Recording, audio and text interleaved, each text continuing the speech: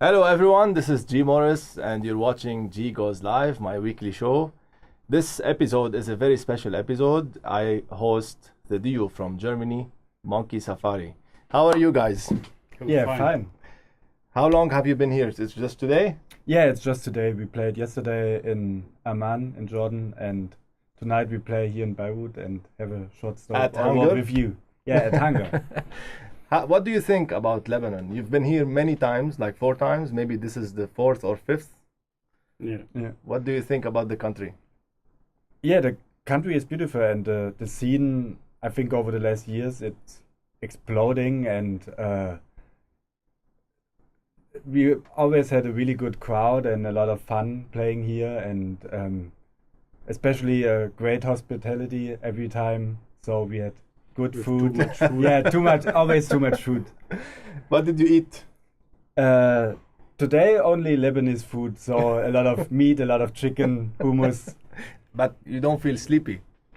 You have a gig. Yeah. We have to work. Where did you play before Beirut? Yesterday we played in Amman Yeah, at the but- cluster, and I mean before Amman. during the week we had off, so we stayed at home in the studio, and over the last month we have a lot of touring stuff for promoting our album, which was coming out in October last year.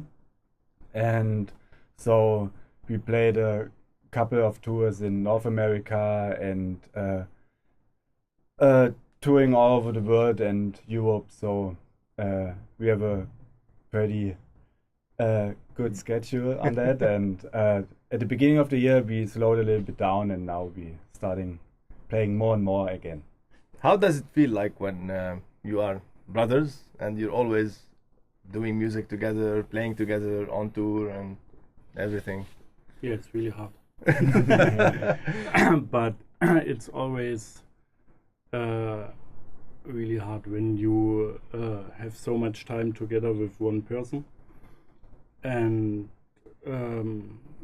for us, it's good because we know us together for our whole life, and We know how to handle each other. yeah, You live together? Yeah, we also live together right now. So we bought a house a few years ago and renovated, and at the end of last year we moved in, and now we also living together. Nice. So you So always different apartments, but the same house. Yeah. And if you would like remember a year that changed everything in your career, which year would it be? Like 2000 what? Or maybe before? yeah. Now we do this whole thing for around 10 years, and I think 2012 we made big steps, and we played in this year some really good big festivals, and also in this time the SoundCloud and all social media thing was really big, and we got a lot of followers at this time, and released some really successful tracks like High Life. And so in this year we we played a lot of shows before, but during the summer 2012, after this we played every weekend 2 or 3, 4 times. So it was like for the last 10 years, you've been always booked. You've been always releasing music. I saw your tracks on the top charts with Bedrock and with Suara, and I saw some really good remixes by you, and some people remixed you as well, like Yeah. Geiger and Moby. Yeah. So What what happened? We doing in exchange. So we also did a remix for him, and yeah, it was funny. We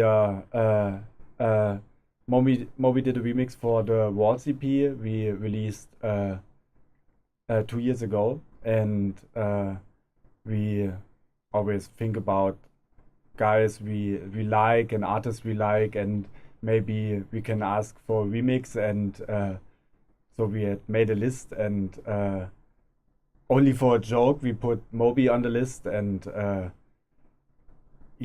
Carsten, who doing a lot of management stuff for us, he write to the manager of Moby and ask him for the remix. So we definitely never think about it, that that he made it. And it was they talked to each other, and Moby was in blind copy on the whole conversation, and he listened to the track and he liked it, and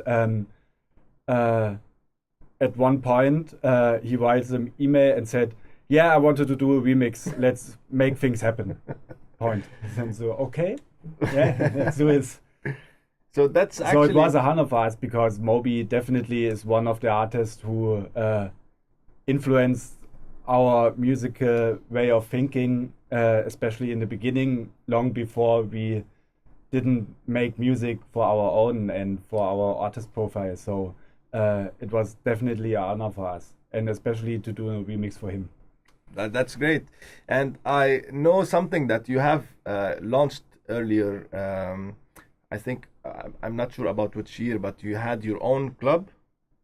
Yeah, we have our own club in our hometown. The club is called Charles Bronson, and we are also running the club now for 9 years, and having a lot of ups and downs doing all the time. So I think everyone, it's all over the world. I think it's the same when you're doing a club for, or also when you're doing parties for such a long time. You have this point where everyone fits really good, and then you have times when it's really tough and hard, and you have to stay in the business every time and control anything, and this makes a lot of working on that, and it's sometimes not so easy for us because we are touring a lot, and we have a lot of guys in our hometown who are also working for the club, and we are working together with him, and they made a lot of things possible there, and that's good. And now we are on the 9th year, and hopefully it will be some more. But it's been 9 years. That's close to when you started getting into this career. There are some things coming together there. But it's still there. It's still there, yeah. And what about your label? You launched a label, but you launched a new label in 2015. Yeah. Tell me more about it. The label we launched not 2015, 2013, called Homage, and we ran 2 labels before, but when we started when we decided to only make music and release music, we started from the beginning. We had no idea of the whole system, and we had the feeling that we made some mistakes when we had our first labels. So with Homage in 2013 we tried to make a reset and started from the beginning with the whole experience we had. I always see the label also in the top charts. Yeah. Your names as well linked to it, and you have some really great artists on board. So how do you contact those people, and is it like a friendly communication that leads to working together, or it's just you sending out requests? So how does it happen? It depends on the artists. A lot of artists we met over the years on parties when we tour around the world, and so on the parties you play together, you have good nights and have conversations, and so that's mostly the first contact. And then when we have something in mind for remixing, or that we are interested in an EP from an artist we like, then we will write them personally if we have email or try to contact them.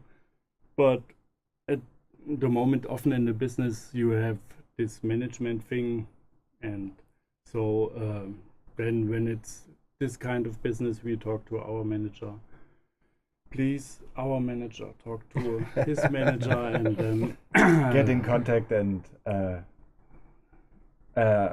after this whole business thing, we came together and talk Nice. to the artist. So And that's how things flow after you start getting remixes from other artists, and you start remixing other artists, and yeah, this is how it goes. yeah, Because so many people wanted me to ask you a few questions about this whole thing about production, because when you start DJing, especially our students here, they start DJing and they have this dream to become producers, and then afterwards they get more bookings and stuff. So how do you make it to the top, and how do you make it, what advices can you give those people, this fresh DJs who want to stand out and have the spotlight and get bookings and stuff like that?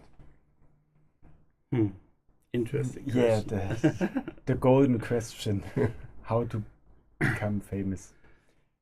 For us, it was always really important to just do things what we like, playing music in our sets or producing music.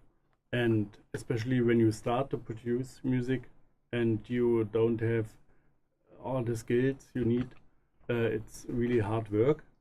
And sometimes you end a track at night and think, oh yes, that's a really great track, and then when you listen and the next morning it's really shit.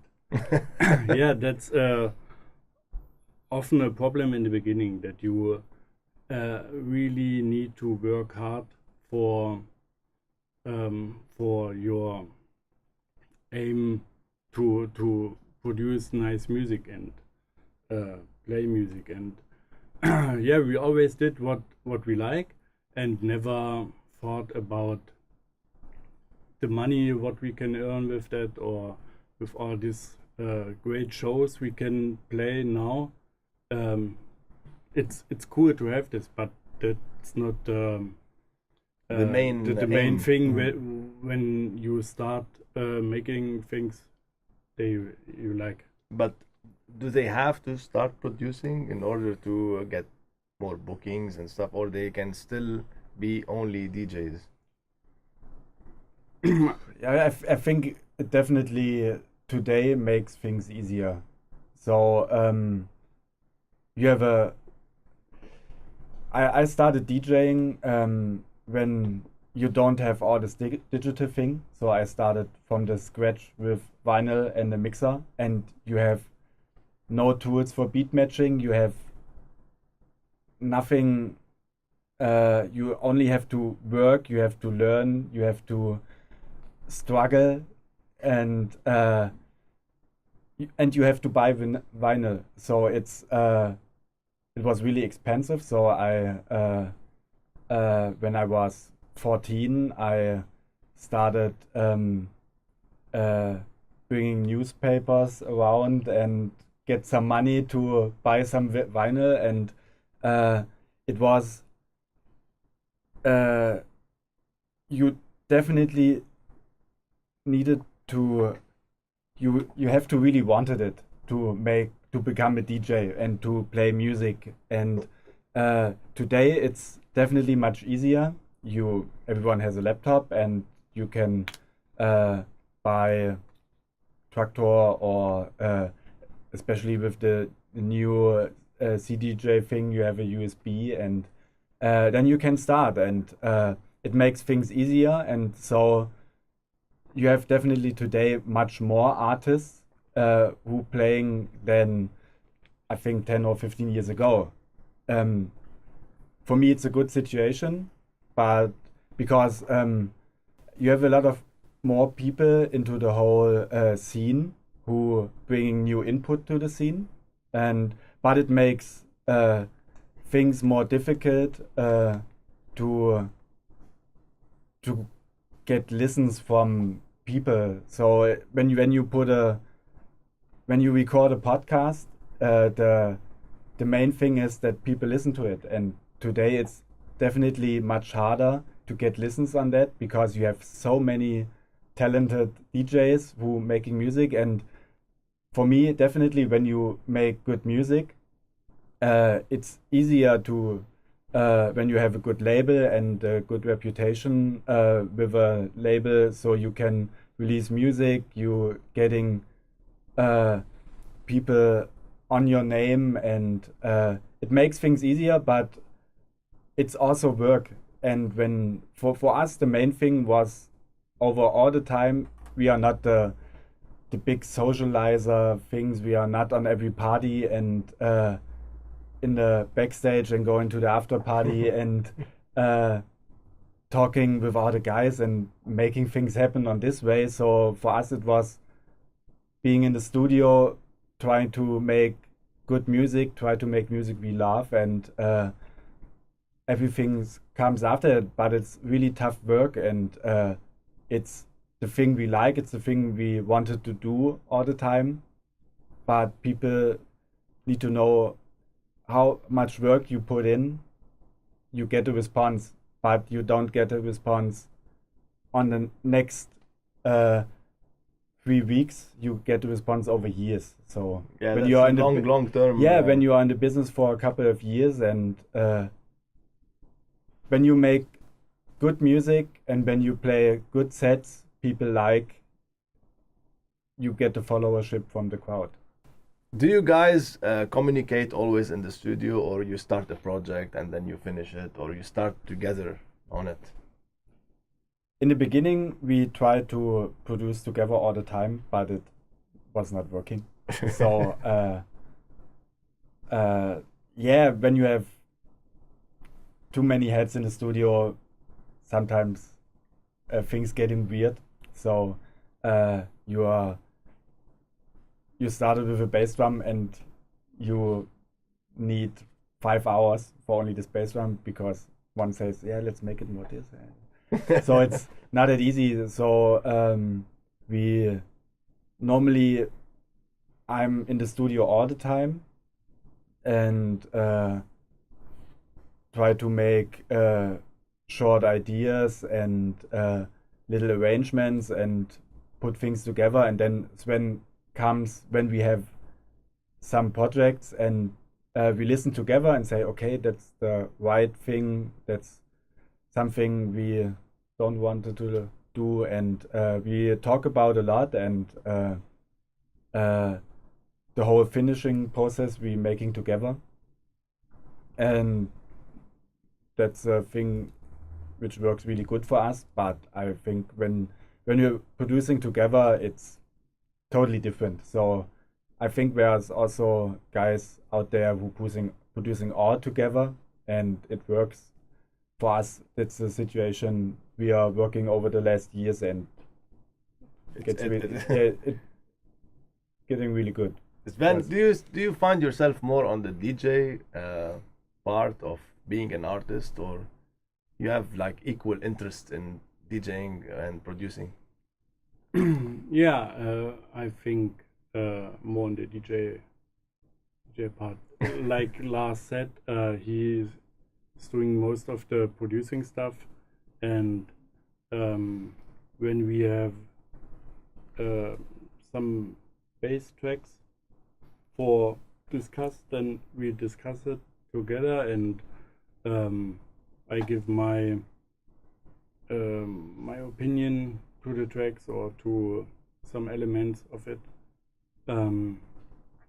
But I'm really interested in some, a lot of different kinds of music, and the world of music is so big, and with the internet you can be there the whole day and find new music from artists you never known before, and you can do this every day, and that that's really interesting. there's so much output from different artists, and a lot of shit, of course, but also a lot of really good stuff, and that's that's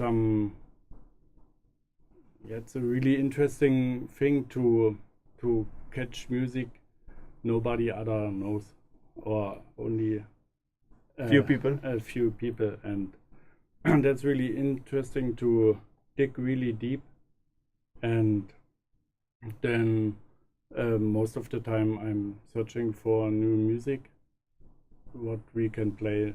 Do you focus on promos, or you also get into Beatport and you check what's out there, or you just focus on receiving your promos and playing them? Most of the time I spend my time on Beatport, and we get a lot of promos, but I'm not really interested in in this kind of thing. It's not interesting for me to play really new tracks nobody has. For me, it's much more interesting to play a track what's 10 years old, and That fits. And yeah. fits. Yeah. Yeah, that's excellent. That's an excellent thing a DJ can do, because music has no expiry date. Yeah. So Good music. good music. Yeah, it's I think that's also a part. The scene is changing over the years, but not in a bad way. So in the past, you go to a record shop and you spend there a whole day for digging for this one vinyl you only have and nobody else. And maybe it was old, maybe it was new, but it was this one thing, and you have to spend in the record shop the whole day. And today you go to Beatport and you have to spend there also the whole day digging for this one track you really like and maybe nobody else has. And in the past you have also charts, and you have this new vinyl which was yeah, which was promoted by the big labels, and also in the past you have the classic tracks which was played by all of the DJs, and now you can go to Beatport and buy the top 100, and you can buy, or you can go to Beatport and dig really into different labels, into different artists, and let's see which tracks from this artist comes out 10 years ago. And sometimes you have this one track which burns the whole floor down and it's 10 years old, and it's amazing. So you still dig deeper into Beatport, and you Yeah, get you music. You follow the artist discography, you follow the labels.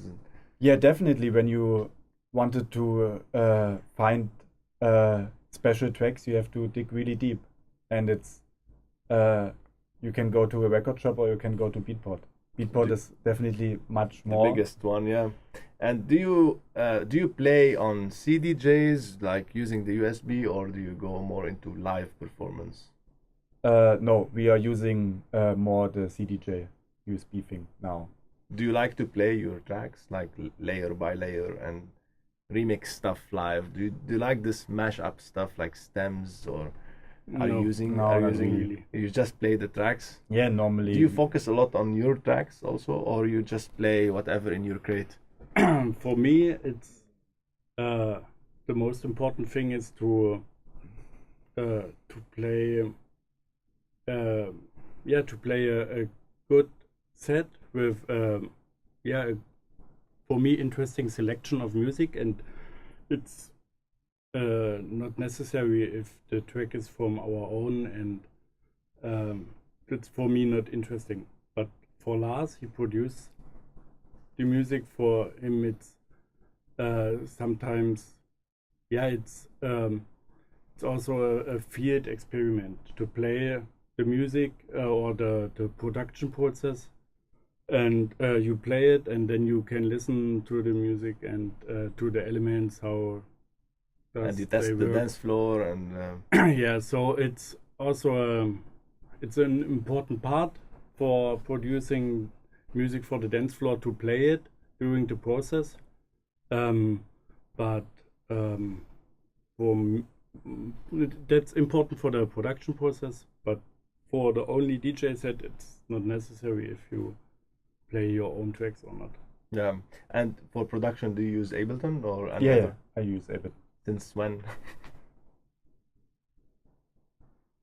Long time? Yeah, I think since version 7, around 7, 8, around that. You only use Ableton, or Yeah. you mix on other software or stuff like that? No, I use Ableton since the beginning, and I'm feeling very comfortable with You that. have updated to version 10? Yeah, I already updated. So I tested it in the during the beta process, and so I'm working with that since, I don't know, 2-3 months around that, and yeah, there are some really nice tools in there. Do you have analog synthesizers or drum machines, or you like to stay in the box? No, I think for the whole creative process for me in the studio, over the last years, it was the best ideas was when I worked with a synthesizer I don't understand. That's one of the main things. When you know a synthesizer really well, you can do everything with it, but you don't create something really new. It's always the thing you have in your mind. And the interesting thing is when you have a synthesizer you don't really understand. I think it's also a main thing on this whole modular thing. It's so complex that you can't understand all the parts of it, and you get something new every time. And there's some synthesizers I really like and I always love to play with. At the moment, it's a old Roland JP 8000, which was a really famous trance synthesizer in the 90s. And we don't produce trance, but I like the digital feeling of that with I think it was the first synthesizer when they made this chorus layering thing, and to get this really hard trance saw thing out it. And I play a little bit with that, record it into Ableton, and then I cut it and put it in tracks, and that's one of the main things I work in the studio. And the Odyssey album, which comes out in the last year, I mostly used the Nord lead for. Yeah. I really love the synthesizer. For me, it's one of the it can sound like everything and nothing. So you can I'm every time I'm really impressed how the synthesizer, it doesn't have this really special sound. When you have a Moog, you have this special Moog, you have this special signature Moog sound that's really warm. And the Nord lead, it can sound like a Moog, but it can sound really synthetic and really raw and really cold, aggressive, and that's one thing I really like on the Nord. Yeah. And do you have like many synthesizers, or you just like to focus on few ones and you stay in the box? I'm try to have it more on a few one. When you have too much, it's you get distracted. Yeah, definitely. So sometimes it's good from time to time to have something new, to getting the whole creative process rolling. But when you have too much things in front your of you, you get distracted and confused. Sven, do you prepare for your mixes when you want to play out there? And like if you're booked to play in a certain country, do you study the country, the style that they like, or you just play whatever you feel like the dance floor needs at the moment? Yeah, we never prepare a set for a special country or a special festival.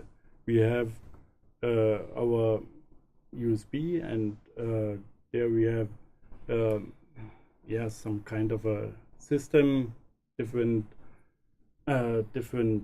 tracks for different moments, and then when we arrive in the club or at the festival, we have a look to the vibe, to the energy on the floor, and of course how big is the floor and what's the mood, and then we start, and we start the trip, the journey. And You improvise Yeah, always? Always. That's always. the fun of Yeah, it? definitely. When you don't do that, it gets boring. yeah, And, and especially for us, we are together, and I play one track, then Lars play a track, and with every track we play, the other guy has to follow up, and it's not like when you play alone that you have your own film in mind. You has always to react to the situation. So you don't have like a common playlist, common USB for both? We have only one USB, and there are a lot of tracks inside, and then we started, or then we start play, and It's Back to always back. about fun when it comes to Monkey Safari. It's all about fun. mostly. I read this in many in your biography and stuff. You always focus on that part. That Yeah, Yeah, man, that's- you have to see we are in the party business, and yeah, I think the main thing when you are doing this over years, it's taking things not too serious, and we are grateful for the opportunity for doing what we do and doing this all the time. But yeah, it's you can do things as good only when you love what you do, and when you don't have fun while you are playing DJ sets, you can do this for a couple of times, but sometimes you're getting bored and you want to do something else. someone asked you guys, do you take vacation or you're always on vacation when you're touring? And how do you maintain how do you focus on balancing your personal life with the touring all the time? Do you keep yourself in a healthy shape, or you just tend to forget Yeah. about this? Yeah, I have my wife and 2 kids at home, and so yeah, every weekend when we come back home, you have a really different situation to this DJ. You have high pressure on at home. Yeah, it's sometimes the weekends are really strong, and you are totally wasted. Come home, but that's not interesting for your kids. Your kids are only interested that you are back home and they want to play with you, and also your wife want to make things with you and is happy that you are back home. So there's no time for rest mostly at And home. when do you find time to produce? Yeah, normally during the week. So we have a No normal. ghost producers. No, no, definitely not. No, we are. During the weekend we normally play, especially when we are, or except when we are on international tours for 1 or 2 weeks in Australia or North America. we are normally from Monday to Thursday or Friday in this office or in the studio and producing new stuff, working on our label Homage and doing things with that, and have a normal working day from Sven a little bit earlier in the morning because of the kids. I'm a little bit later, so normally we are meeting up at 9 to 10 in the office and doing things, and we have a normal working day, and for vacation is for us normally. What is it? What? You don't have it? The really. Vacation thing is more, especially in the summer, doing gardening, staying at home, relax. But is it a part of your touring when you meet, like you go to new countries and you meet new people? Like, is it a part of like a vacation? Can we call it, or is it too tiring? Like some people think that he's a DJ, he's touring all around the world and he's blessed. Yes, he is blessed, but it's tiring, right? Yeah, it looks really impressive from the outside, and for us, it's really impressive to meet so much new people, so much different cultures.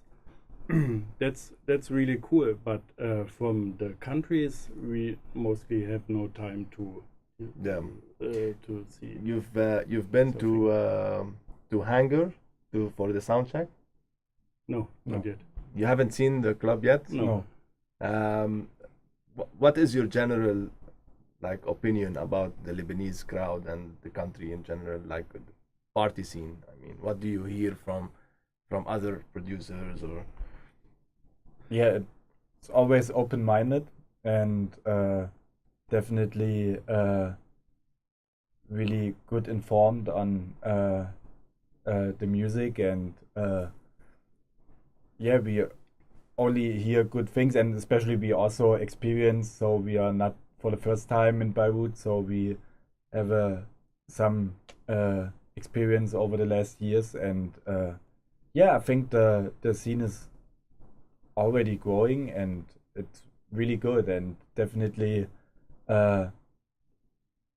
internationally top. And what's your next project? Like, what releases are you planning to put out there, and anything big happening soon?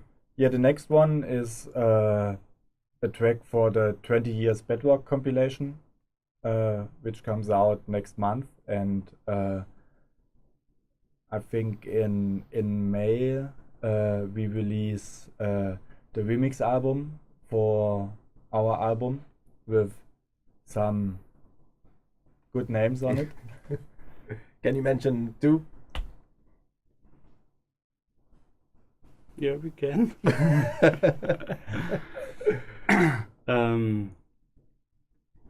Really interesting remixers. Ten Snake. It's an artist who make really interesting, funky music. Really different stuff from that what we normally do. But for us, it's important to put on the album with the remixer, different genres, and with Ten Snake we have a real good person, and we also have a dub speaker. That's also that's a real different guy to Ten Snake, and with more. Yeah, he do more this straight techno thing, and there are a lot of more, I think. Yeah, so you guys, you should wait. We can tell at the moment. You should wait for to know. We will tell it to you after the camera. The next eight other artists who are going to remix. You mentioned two, so it's an album of 10 tracks. No, we have I think 9 or 10 artists more. 10 more. So stay tuned, you guys, and thanks for watching. I was with Monkey Safari. That's their, I think, 4th or 5th time in Beirut. And tonight they are playing at Hangar. They are going to have, of course, a big time there. So thanks for watching, and I will see you soon for the next episode. Bye. Thank you.